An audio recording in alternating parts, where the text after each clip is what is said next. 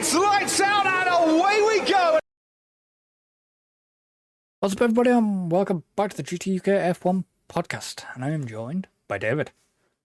Hey, everyone. So, obviously, before we get into this, remember you can get your podcasts. No, Mikey, no, Mikey, that was so not right. Sorry. On Amazon, Amazon, Spotify, the RSS.com website, and Samsung Podcasts. Unfortunately, not Apple, like we keep saying. Unless somebody wants to pay for us, in which case, hit us up in the email down below. Or the donation links. Yep.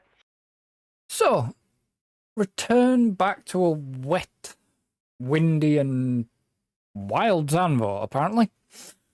Yeah, the weather certainly seemed to be giving them a bit of a challenge. I can't complain. I mean, look what we had in the UK over the weekend. So, Well, yeah, that's very true. So obviously, I didn't see practice 1, 2, or 3. neither did I. All I saw was a YouTube clip because I heard about it through various sources of the particular moment in FP3 where Logan Sargent decided to go barbecuing. Yeah, it looked a nasty crash. Oh, basically, he went too far up the curb, and rather than backing out of it, tried to keep his foot in. And as soon as the car touched damp grass, fired him into the wall. But then obviously must have damaged the battery pack for the curve system. Yeah, but if you noticed, did you notice where he hit though? Was it just after a service road? Yeah, he didn't hit a tyre wall, did he? It was solid barrier. No. He managed to collide. He actually flicked the car slightly up in the air. Yes, I bet that hurt though. Oh, probably. I mean, and also, let's be honest, at the end of the day, it's not helping Sargent out. We already know he's out at the end of the season. Things like that really aren't helping his cause right now. Well, we know we can't say we don't know who he's been replaced by because he's been replaced by Sainz. Yeah. Obviously, Now, big announcement was Jack Doohan. yeah, this For new Alpine. Alpine principal getting straight down to business. Oliver. Is it Oliver Oaks?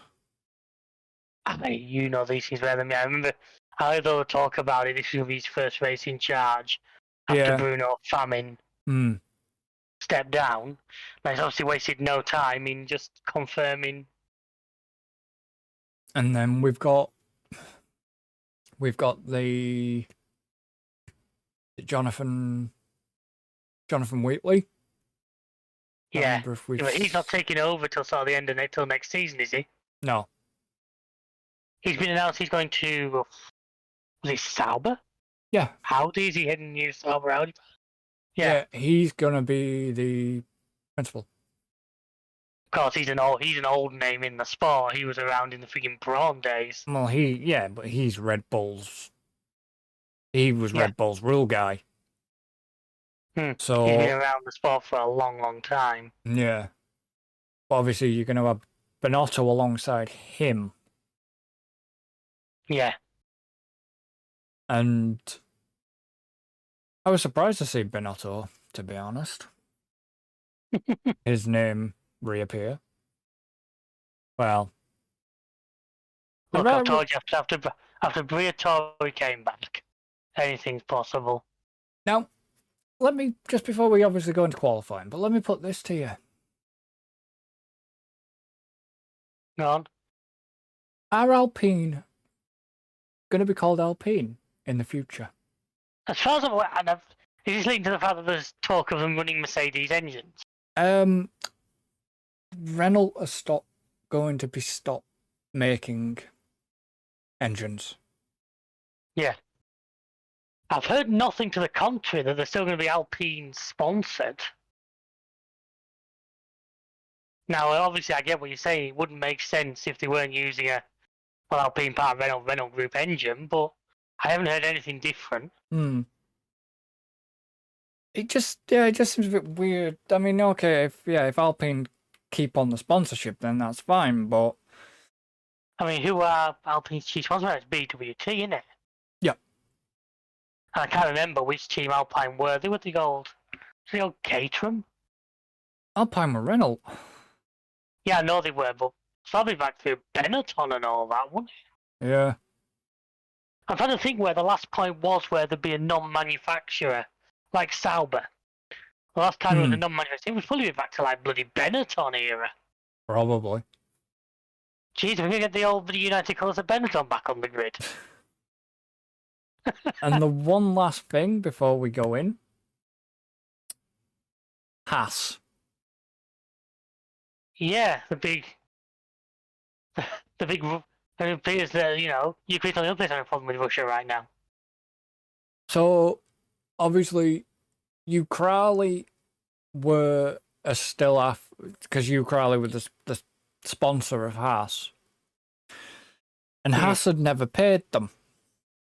But not, from what I understand, it's not payment as such. Oh, it Apparently, is. what it is, as part of the sponsor, because don't forget, usually sponsorship works the other way. Part of the deal of sponsorship, Ukrali was supposed to get cars to use for advertising purposes. Apparently, they've never received those. That's what it boils down to. It's not a money thing.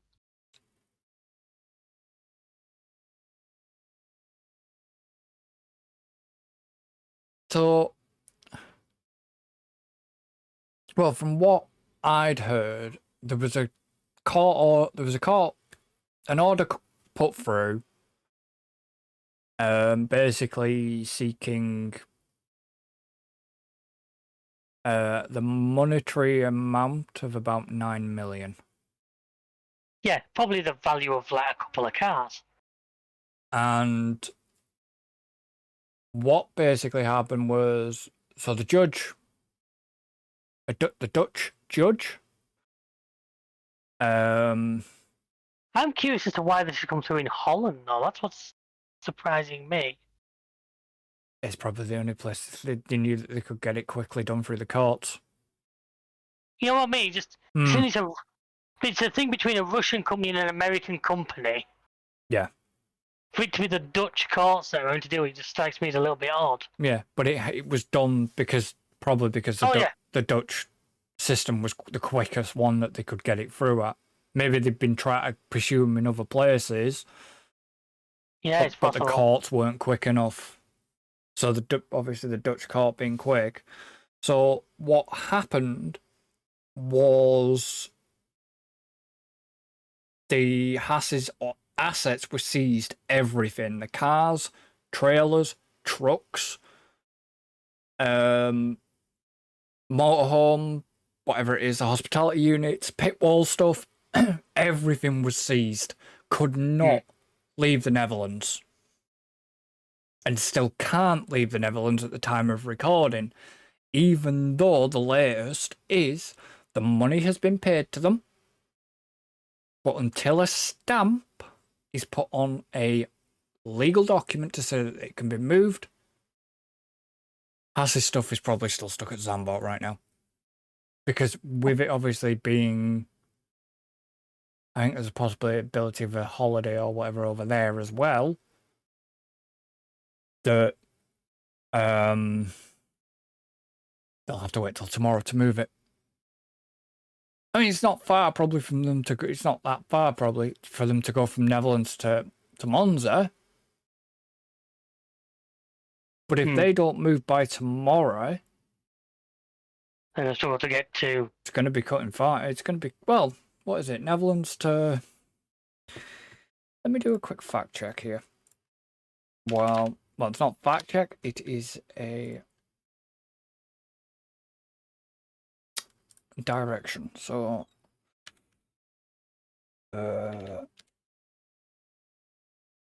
Zandvoort. There it is. So directions from there to Monza.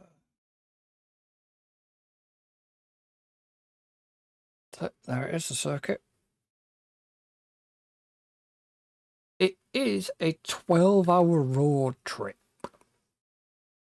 So taking into account they're in trucks with time limits and breaks and stuff, we're talking near 24 hours. Yeah. Because I don't mean- forget taco rules and that Oh, still yeah. apply to them. That's what I mean. So they've got a, and obviously they're going to be border checks as well, probably, because they've got to depends which way they go. So you're talking 24. Now, I don't know whether they would drive it all or whether some stuff would be flown over. No, it'd be they from Zandvoort to Monza. They'll truck it. Also, and they need it all ready to go by Thursday. Exactly. We're talking now at the end of Monday to day Mhm. this podcast, as I don't know, we record a little in advance. So, they've got to really get a move on with these things. And if the court doesn't stamp it till tomorrow, it's going to be cutting. Mm. It'll be interesting to see whether Haas actually turn up at Monza. I mean, there's nothing really the FIA can do.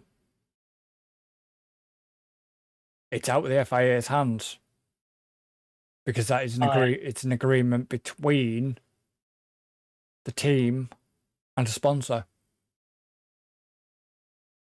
So the FIA can't basically. The FIA couldn't have stepped in and said, "No, you can't touch." Yeah, because the FIA wouldn't want to. I don't think the FIA would want to. Because you start trying to get in, messing with like international law and all that, you're only opening yourself up. Anyway, the FIA doesn't have authority over law. Well, As much as I think at times they'd like to think it does. no. The FIA has law and precedent and jurisdiction over what happens at race events that they host. Yes, they have an international sporting code and regulations and everything, but that's all their jurisdiction is. When it comes to the F1 teams and cars and everything, that is the property of the team. Yeah. But like I say, the FIA's rules do not overrun British law. Or in whatever country you're in's law. Mm. The FIA's rules play second fiddle to those, because Yeah. everybody's does. But it's, it's The just... FIA wouldn't want to get messing in legal things, because it wouldn't do them, because they'd have nothing to win from that. No. Except they'd lose trust of a country, which could hurt them badly in the future. It depends if they depends if they ever want to go back and run sporting things again. Yeah, but you wouldn't want to burn bridges with any country, with the exception maybe of Russia. They did. Even if you've no intention to do in the immediate future, you wouldn't want to burn a bridge if you didn't have to. No.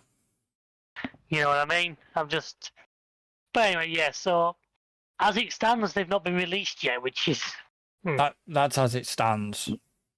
That's the last I heard that they hadn't been released. So like I say, realistically, if it doesn't get released by sort of midday tomorrow, then getting stuff to Monza in time is looking very difficult. and getting set up and Mm.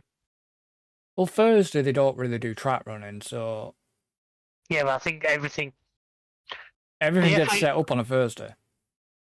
Yeah, but the thing is, they wouldn't want. There'll be race things they've done, and one of them will be that they wouldn't want you trying to bring trucks in while other teams are setting up. They want everything in place, then they can start working. I'm explaining this horribly, but We usually put up and tear down usually would start from Wednesday. Wednesday, Thursday. Depend on circuits. If it's European that they can drive to, then yeah. Right. Will usually be Wednesday. Start up. yeah. But we'll just have to wait and see. Just keep an eye out on things and see what's Watch this what. space. And then, if you're hearing If you're hearing next week that Haas didn't make Monza. Monza, then well, you know why. But yeah, so Quali. that was the drama off the track. Yeah. So then we probably draw our attention to qualifying. Hmm. Now, actually, I didn't see the full qualifying due to work commitments. I did watch a, like highlights reel, Yeah. just so I had a good idea what had gone on. Not a lot, really, to be honest. Well, the only sort of it was Sainz and Hamilton missing Q2, or Sargent missing out. missing Sargent out didn't take back quality completely. at all because they were probably still trying to glue the car back together. Obviously, Hamilton out Q2, but Sainz out Q2. yeah. But then also Hamilton picking up the penalty for impeding Perez during Perez. Q1, was it? Yeah. Which it really, the problem was when they showed you the replay at the time, it didn't look like it impeded at all. I think I said I'm not a massive fan of these impeding rules because to me, and I get where they're coming from, but there's times when if two cars are going to be on the same track, they can't manage to be 2 miles apart. But to be honest, Now, this is coming from somebody who isn't a Hamilton fan. What was Hamilton supposed to do differently in that situation? well, he didn't have, well, the problem was he didn't have much place to go. That's what I'm saying. I get where these rules come from, and I don't disagree with the rules. I think at the moment they're not being well implemented. Well, that depends who's on the stewards, won't it? And I know that probably sounds silly. I mean, I'm probably going to piss a lot of people off here, but right, if this keeps working, try a new qualifying system. Let's go IndyCar style. Run the fuckers one at a time. No, I don't. I'm against that idea. Fastest. Fastest. We already have that to an extent with how by the last section, it's only the top 10 that are on the track. Yeah. What I'm saying is, you run everybody one at a time, give them 3 or 4 laps to set the fastest. Now average. you know where the problem's going to lie there. Oh, we know. What happens in changeable conditions? Exactly. Poor guy who's going, what do you do? Do you do it in reverse championship order? Yeah. That would be illogical. Why not? Because if it starts pissing down halfway through the section, all you guys at the front are going to be kicking off ramps. Don't get me wrong. I don't want to go back. Can you remember back when it used to be just 1 hour long solid section? And nobody used to go on the track for 45 minutes. Yeah. I don't think the system we have now is bad. What I think we need to do is we need to have a good look at this impeding rule and we need to adjust it. It's the same way that, and this just got to the top thing I watch it, football. The old handball rule. Yeah. Now, I used to always understand it back then. It always used to be the old caveat of ball to hand. Well, it always was. It isn't anymore. That's still classed as a foul handball. Which that to me is wrong. If the ball flies at them at speed and they can't get out of the way in time, that's not foul in my book. This to me, the reason I'm saying this is because to me, this impeding rule could be taken the same way. Yeah. If you come driving, if we're playing F1, you come driving around a corner, I happen to be on that piece of track, not going as quick, I'm not impeding you. As long as I don't swerve in front of you, if the natural line takes us both to the same place, that's just unfortunate. Yeah. In my book. But, yeah, I don't know. I welcome, please comment down below. Let us know what you think on this, because it's killing you're getting to the point where we're getting that. It's the football style where we're getting drivers whining on the radio the second there's a car within half a mile of them. And I think that's bloody awful, See, you know. And that is the weird thing. Because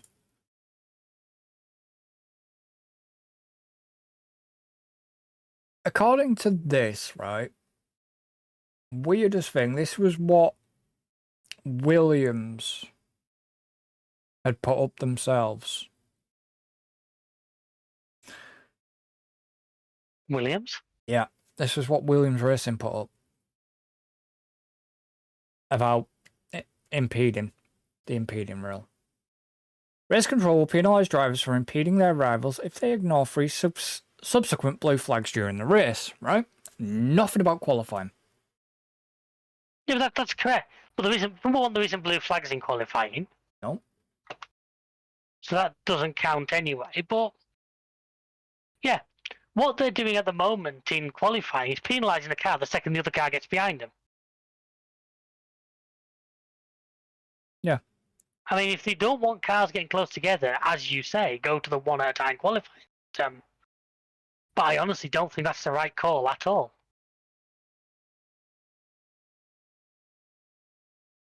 Because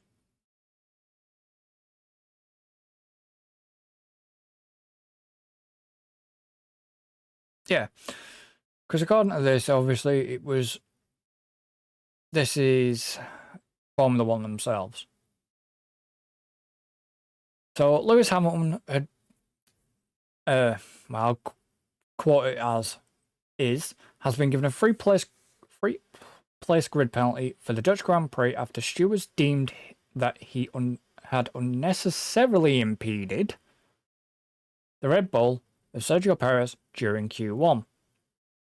Perez had to lift when he encountered the slow-moving Mercedes of Hamilton in the early stages of the session, prompting an angry response from the Mexican over the radio.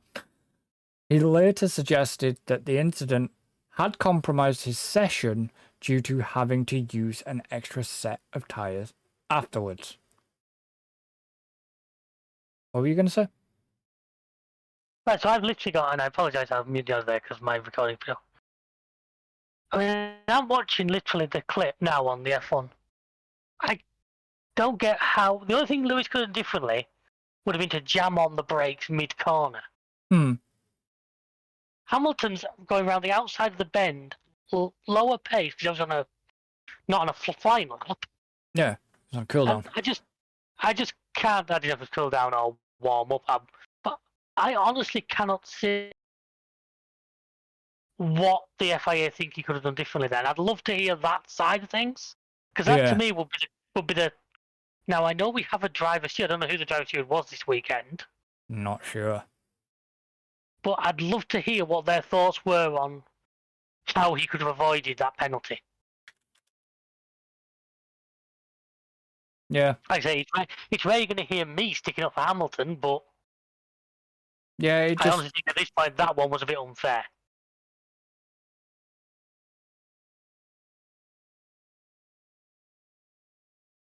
It was just, I don't know. I just worry we're taking this impeding thing is just going a little bit too far at the moment. Sometimes cars get close to it. We've made good progress on the not penalising first lap incidents because we want them to race. Maybe now we need to look at this particular rule and just dial it back a couple of notches. Interesting. Go on. Johnny Herbert's listed. So, yeah. Johnny, he don't want to go that corner and then to avoid it straight across the grass. It's kind of weird because the stewards were somebody called Felix Holter, Matteo Perini, Johnny Herbert, and somebody else that I am not even going to dare pronounce. I'm guessing Johnny Herbert's there as the driver steward in that lineup. Because as far as I'm aware, none of them others have been drivers in F1. I apologise if I'm wrong there. But Oh. to the best of my knowledge, neither of those two were drivers in Formula One. Yeah, so I'm guessing, yeah, he was. So yeah, that's just my one thing. I mean, the penalty effect, how it's happened. I think we need to look at it, but I would just like to hear their thoughts on why he deserved a penalty, on what could be done differently. Because to me, you can only really penalise if there was another option. If there was an option to avoid it. I mean, a racing incident is an incident that couldn't be avoided, basically. Yeah. And that's why we have things that go down as racing incidents. Well, yeah, kind of. Like I say, I welcome comments from our viewers on that, please, because Yeah. I'd like to hear your thoughts. Because if Or the I'm massively listeners. wrong, I mean, listeners, sorry, Well, listeners as well. I'm not used to making videos. It's Yeah, it's. viewers, listeners, anybody who hears this. Because if I'm wrong, if I'm missing something, I'd like to know. Yeah, but I can't really see what. The problem is I can't even see what you're missing. No, that's Because I've watched the same thing. well. That to me tells me that I'm probably not. But like I say, I welcome a different viewpoint. Yeah, I mean, I know they have different things. They They have have access to more camera angles, and more data, cameras, telemetry, and all this lot. And But if I was viewing that one, I don't need more camera angles. The one the telly shows me shows me that it wasn't a deliberate block. no, And I'm guessing that's where my thing lies. Hmm. If I don't think it's deliberate, I don't honestly think a penalty's needed. yeah, but yeah, who knows? Not like Johnny Herbert would come out and say. Well, if he did, we only mentioned his Abu Dhabi turn one in the fantasy races. Was it Abu Dhabi? I thought it was Bahrain. Bahrain, sorry, one of the first one they did during lockdown. Hence why we always quote Yeah, Johnny to do it Herbert. with Johnny Herbert. Yeah. Anyways, I say Q2, so that was Q1, pretty much normal. I think we lost who we expected to lose. Obviously, this year we had no Sargent Yeah. because his car was still in many, many pieces. Hmm. Then Q2, we only had the surprise we had was Lewis Hamilton and Sainz not making Q3. Yeah. I mean, I was kind of surprised at Yuki. Yuki had been quite on form, but yeah. And then you had the two Hasses out as well, so.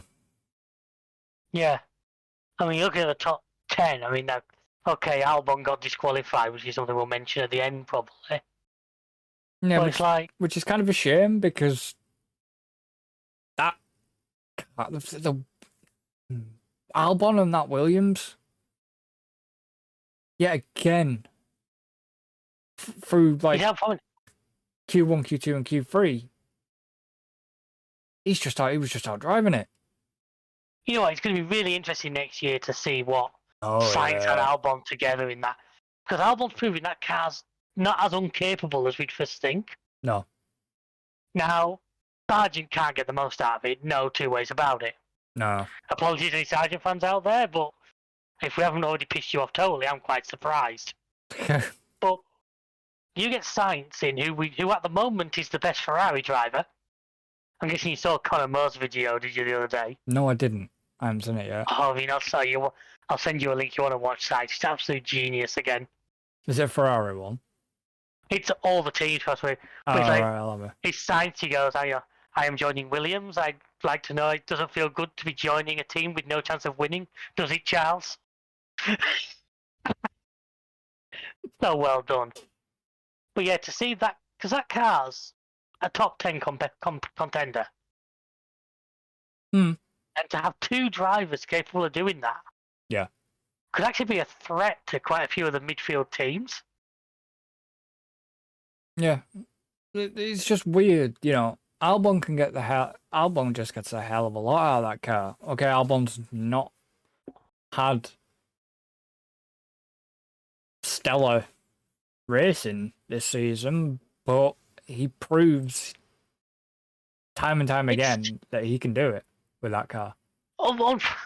I mean, let's be honest here. Part of the reason is his last two teammates haven't exactly set the world alight. What are you talking about, Latifi and Stevie and Sargent. yeah? Let's be honest. You could put us two up against them two. We'd probably look at least average. Hmm. Any Latifi fans out there? You're weird, but okay. But we. Apart from how much Red Bull did he get for 2021? Yes, I said it. No, but that Red Bull second seat, we know it seems to be a poison chalice. Did you But- see? Let me ask you this: did you see any of the discussion between Christian and the Sky lot? No, Oh, I literally started the program 2 minutes before the race started. So I didn't. I can't remember if it was after qualifying or whatever. I think it could have been after qualifying. He got defensive with like Natalie and that lot, Bernie and Naomi Schiff. No, he got defensive. He even span it on Natalie and was it Natalie or Rachel? Who's it? It's Natalie, isn't it? Usually is presenting. Yeah. Yeah, he span it around on her so fast. She didn't expect it. Well, To be fair, I think he's getting a bit pissed off with it all. Which I kind of don't blame him. You know,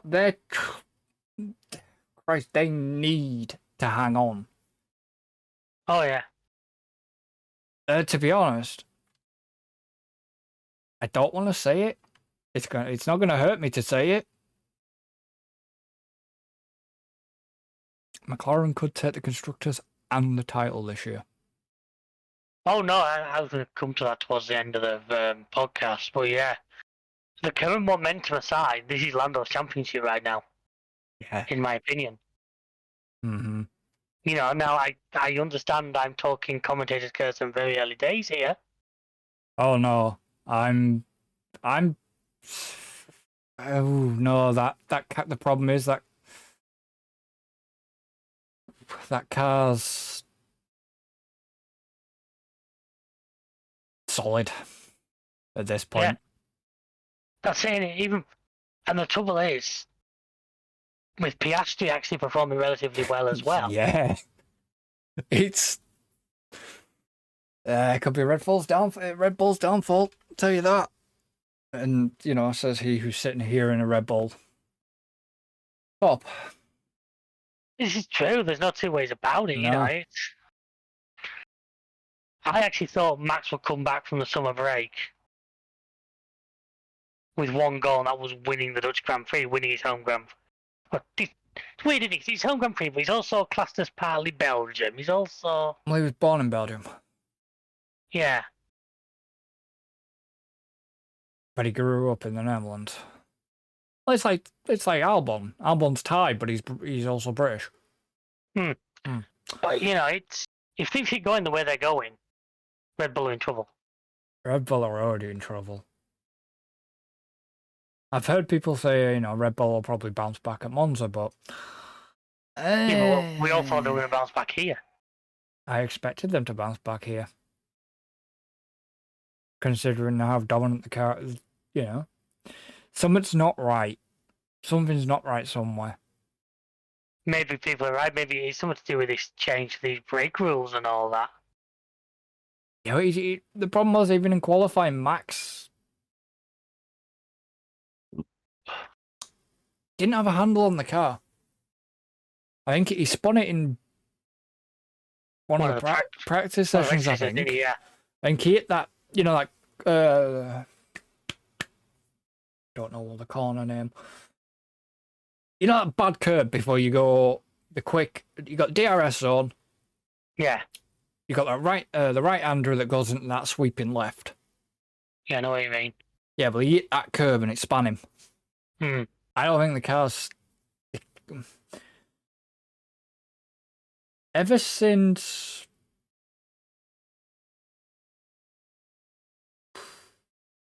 I think what's happened, I think McLaren have turned up.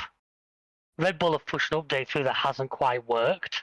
yeah, but Red Bull obviously, as you know, Red Bull haven't had the wind tunnel time and all the CFD time due to the whole cost cap breach. Yeah, which is and they've also been top of the championship but given the least.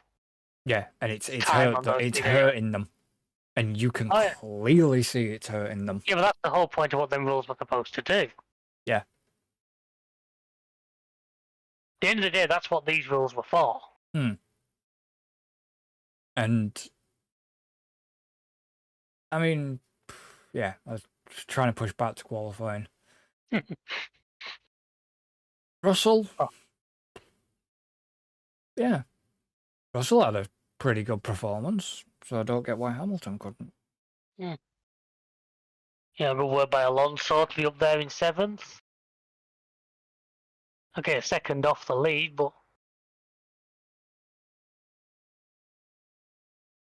Lando pipped Max right at the end by a good, nearly 4/10 as well.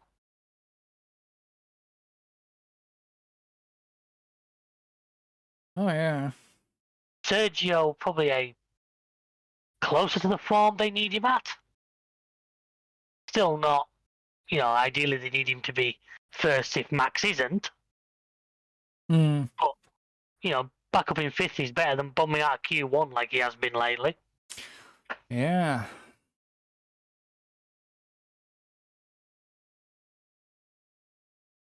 I mean, okay, as usual, Leclerc proving the point that that he can hit. He's good at qualifying. Yeah, but he always has been Mr. One Lap, hasn't he? Exactly. He seems to do better 1 lap than he does in race pace a lot of the time. Yeah.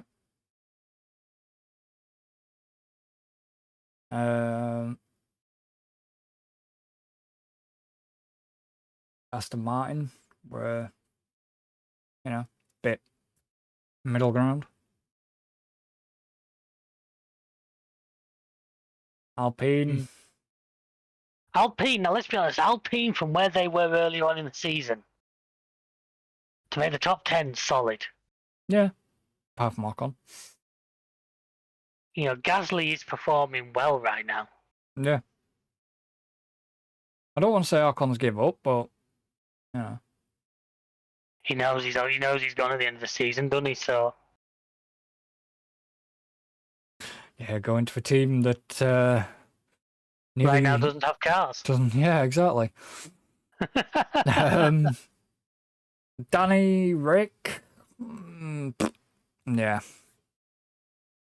My opinion on Ricciardo, I've been well documented around here. We know, but I mean, I am looking forward to the fact that next year we are finally getting 1 or 2 of these newer names back in. We are finally getting the likes of Behrman. It's looking like Kimi Antonelli, Doohan. The problem is Kimi Antonelli still hasn't been announced. He's looking more as time rolls on. He's looking more and more likely. Because where are Merck's other options right now? I've said it before. Bottas. Doubt it. Well, they haven't got good. You can't do really much with Grand New Show. Schumacher. Give Mick a fucking chance. As much as I agree. Well, I'm always a little bit torn with Schumacher because I've said it before. His name carried a long way. I know, but he's had a lot more. Now he'll have had a lot more time within a car and simulator. Yeah, agreed.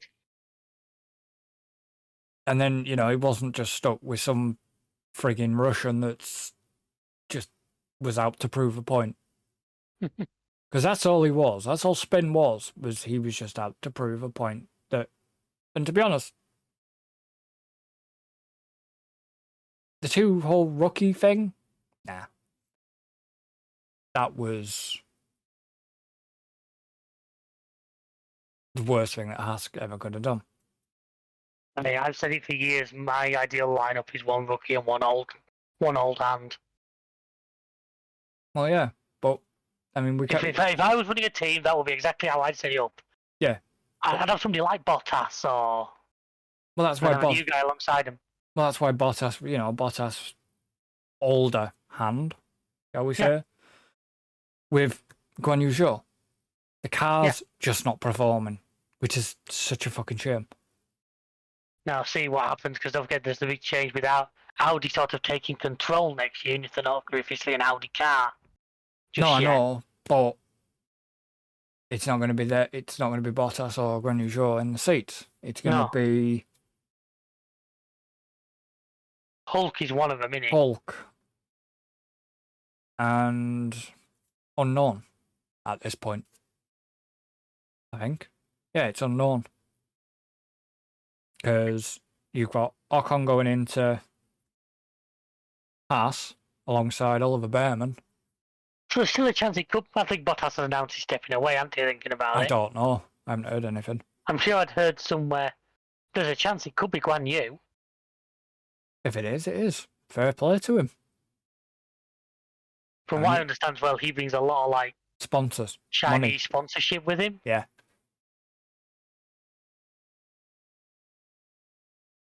You know, you've got the likes of Albon, and we're going off track here, but you know, you've got Albon signs together. Well, it's off track, never. But you know, well, can't go. Anyway, yeah, that's for another podcast. Yeah.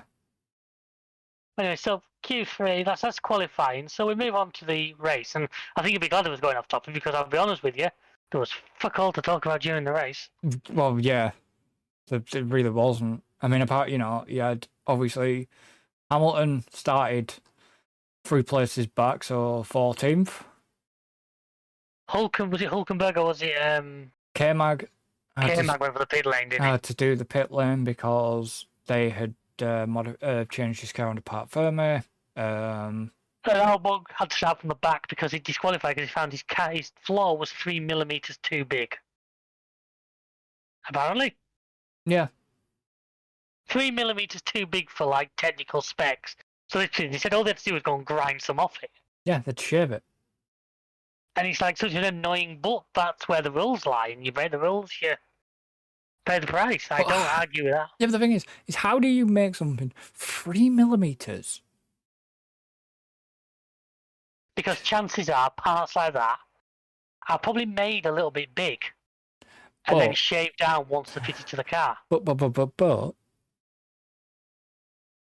do they make them by hand or do they make them by computer? I can imagine that could be hand finished, you know. Oh, they'll be probably hand finished, but like I said, do the... They're probably made by computer. Like 10 millimeters bigger than they need to be. But then somebody's... Then you fit it to the car and you shape it to the car. Yeah, but then somebody's like... Somebody's been distracted and not put that last shave on it they needed to. Yeah, they've kind of just not got their measurements correct. But that's the rules and that's the kind of margins we're working at here in F1. Oh, yeah. I mean... So, yeah. So, with the 2 Williams on the back row... So let me ask you this. Did you watch the formation lap? Did I? I think I had it on. I can't remember if I paid a lot of attention to it particularly, but... Cool, Max was hustling him.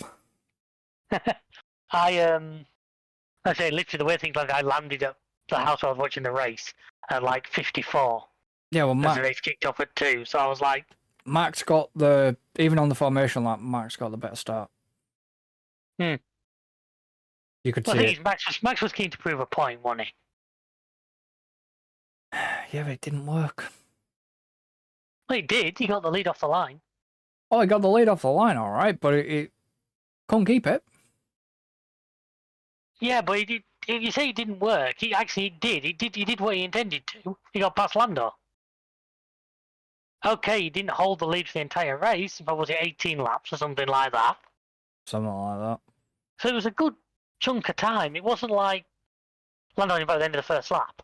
You know, so... Yeah, but me thinks Lando had gone into management first quite quickly. Possibly. I mean, I don't know if you heard some of the radio chat. Oh yeah, and the fact that he like managed to set the fastest lap on the last lap of the race, and Yeah, but it wasn't that. It was the Lando fact. always seemed to have it under control. Yeah, but it was the way the engineer turned around and goes, "Who do you think we're racing here?" Yeah, why are they asking the driver? McLaren still are guilty. I think back to Silverstone where they asked him about the tyres. Yeah, but I don't understand. Why did they ask him? Who do you think we're racing? And then Lando goes, the guy in front. In other words, Max. It Are we was- still seeing a team that's not quite used to front running yet? Yeah, because it seemed a bit odd. But then, no, yeah, but Red McLaren have been like this. We never hear them asking the driver's thoughts, whereas other teams, the engineer tells the driver. yeah, but then they turned around to Oscar and said, which plan? A or B? Oscar just comes straight out with it. He doesn't, Lando fucks around too much. Oscar is always clean to the point. And whenever you hear a radio call of Oscar's, it's always literally, boom, exact information. And he always sounds remarkably calm because he's hustling a Formula 1 car around the track at nearly 200 miles an hour. Yeah. It's insane just how nothing it sounds to him. No, whereas you hear Lando and he's quite footsie with his responses. But, I think McLaren still haven't quite adjusted to being at the front yet. Mm. I think that's what you're hearing. It's odd times when other teams would make a decision and they're not quite Ferrari levels of bad strategy, No. but they are not always as confident, maybe is the term. Mm. But they need to get there because at the moment they've probably got the best car on that grid. They probably do have the best car on the grid. Which has got to hurt Mercedes when you're selling them the engine. Yeah. It's got to be a kick in the face for Mercedes to us selling them that engine. Yeah. It's, it's not just that. It's like, where were the Mercedes? Oh, after they've won, is it the last 3 races? I said to you at the end of the last couple of podcasts, Yeah, well, Spa. Mercedes. Yeah, Spa just. Spa, they won 2 and then got disqualified. George got disqualified, yeah. But, so Mercedes are, well, up until this race. Now, once again, we have to say, you're talking about different race courses with very different styles of car needed. And we've got another very different race course coming up next. Oh, one more thing I also will mention here as well is Stroll got a 5-second time penalty for speeding in the pit lane. Yeah, I saw that. And as soon as you saw the investigation, that's a slam dunk penalty. Yeah. Because the limit, if they've broken the limit, there's no leeway on that. No. In fact, he showed the replay. He sort of locked the brakes over the line, didn't he, if I remember right? Yeah. But, yeah, they're just... There was no... Sorry, guys. We are F1 fans, but there was no action in this race. I don't think we had a single yellow flag the duration of the race. No. There was probably more yellows and red flags and God knows what within the practice sessions. Yeah. Are these cars becoming too... Is everything too reliable, too safe? Yeah. I know what you're saying. I don't disagree with you. I know it sounds weird. Too safe's the wrong word. We want the cars to be safe. We don't want drivers injured. No. But, yeah, other cars... I personally would like to see more of an unsureness. It's a little bit too easy for the teams right now. Well, wait till 2026. There'll be definitely an unsureness then. Oh, yeah. Told you before, I really like sprint weekends because that one practice session really seems to throw another curveball. We should say driver of the day and fastest lap also went to Norris. The podium was Norris, Verstappen, Leclerc. Yeah.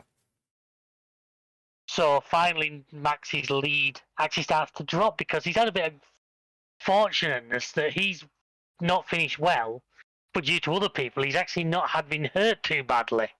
Well, Max is currently 295 points. Lando is currently 225. So he's 70 behind, and McLaren's only about 30 behind Red Bull.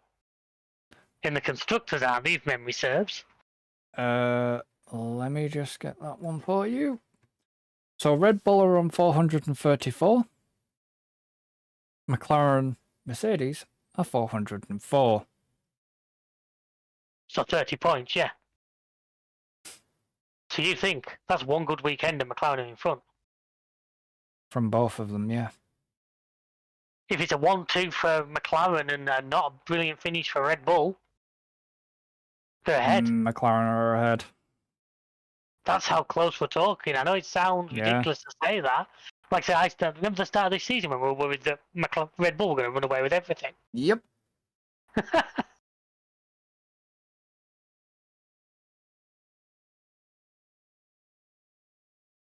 And yeah, I have no idea. It's But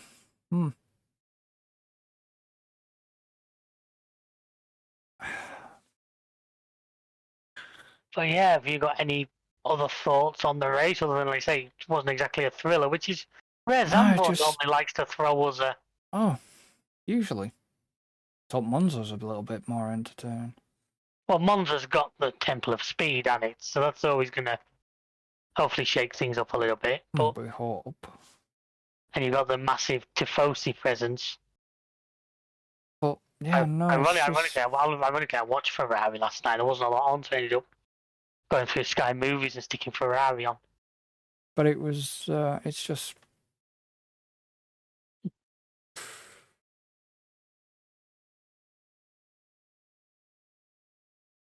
Yeah.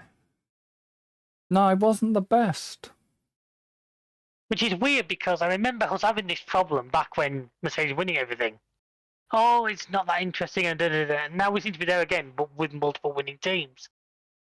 Yeah. I mean, maybe we as fans have been a bit of arseholes here and we should just take what we're given and like it, but... Yeah, but it's... There was a... In terms of the racing, there wasn't... Okay, there was some overtakes, but not a lot. I mean, Hamilton did a good job coming up through the field. Oh, yeah. But yeah, there was nothing. There was like the one overtake for the lead. Yeah. And then just, yeah. There was just... The field spread went a bit weird on that It kind of course. did and it didn't. Yeah. Because it didn't go far enough that the leaders could do much good in terms of pit stops, but it was enough to sort of bring the rearmost of the top 10 out of contention. Yeah. Well, it's that time, and I don't really want to look at this, but I'm going to have to look at this, and... Oh, boy. Well, yeah, okay. As you know, obviously, we run the F1 Fantasy. We don't run it, we take part. Let's Yes, differentiate our words there. we run our own league within the F1 Fantasy. Anybody listening, feel free to join. You can see, I'm sure Chris is showing it on the screen right now. There, you come and join us. We need some help taking Ryan down. Who screwed me? Albon, because of his DQ. Yeah, but I'm the same. In fact, I was screwed by... I had 3 negatives. Albon. You had Albon, Tsunoda, Guan Yu Zhou, and Sauber. You had Albon and Williams. I had Albon and Williams. Luckily, my Max, Ferrari, and Oscar were enough to sort of... Yeah. But if we go to overalls, it's Alan. getting tighter at the top. Alan had not a bad one this time. He had 2 times on Norris. Norris. And yeah, the less said about Ryan's, but Jesus Christ. At least we've got to have him on the podcast next year. He's strong. That's the thing. His That team team is is tough. strong. And your gap is It's down to like less than 200 points. McLaren keep going the way, like you said, McLaren keep going the way they I'm about are. to try and do some creativity here and see what I can do. Yeah, But yeah, that's yeah. Your lead's gonna be tight, but long way to go yet.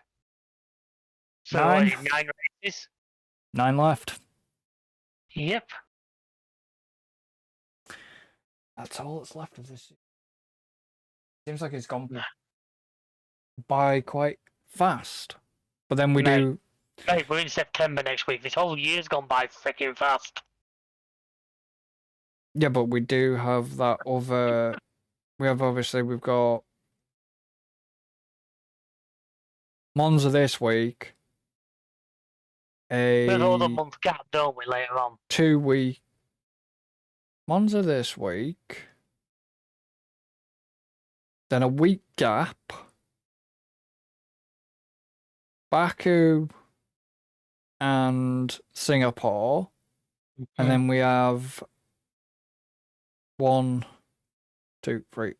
We have about 3 week gap between Singapore and Qatar. The Qatar? Hmm.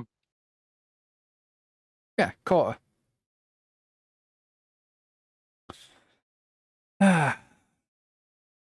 Funny.